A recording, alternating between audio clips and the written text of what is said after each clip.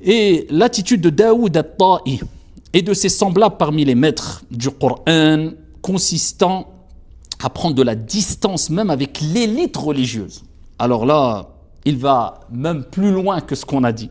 A fortiori avec les gens en général. Reflète une volonté d'éduquer l'âme à endurer la solitude et de privilégier l'isolement à la vie en société. Si l'on ne contraint pas son âme à délaisser ce qui est licite, je crains que nous l'on tombe dans ce qui nous est interdit. On voit que les pieux prédécesseurs étaient dans un degré au-dessus. Et attention, les paroles des pieux prédécesseurs ne doivent pas devancer les paroles du prophète Mohammed alayhi salatu wassalam.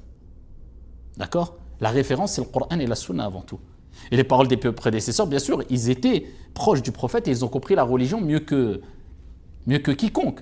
Car ils étaient les élèves du prophète alayhi salatu wassalam. Mais il ne faut pas prendre la parole d'un pieux prédécesseur si elle contredit la parole du prophète sallallahu alayhi wa sallam. En tout cas, ici, il montre que même envers les gens bien, les élites, l'élite des gens de science, eh bien, il est préférable de ne pas toujours les côtoyer.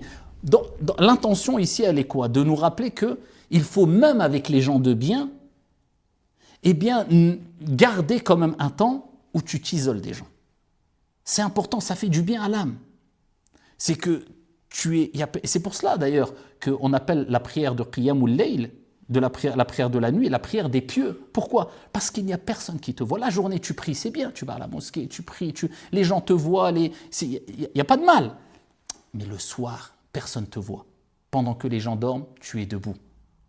Pendant que les gens dorment, eh bien ton cœur est vivant. Et c'est dans ces instants-là d'isolement, de khalwa, eh bien que ici tu te rapproches le plus d'Allah subhanahu wa ta'ala. Et donc il rappelle, si même avec les gens bien, il est bon de s'isoler, a fortiori avec les gens mauvais, on n'en parle pas. Alors, s'isoler des gens mauvais, c'est obligatoire.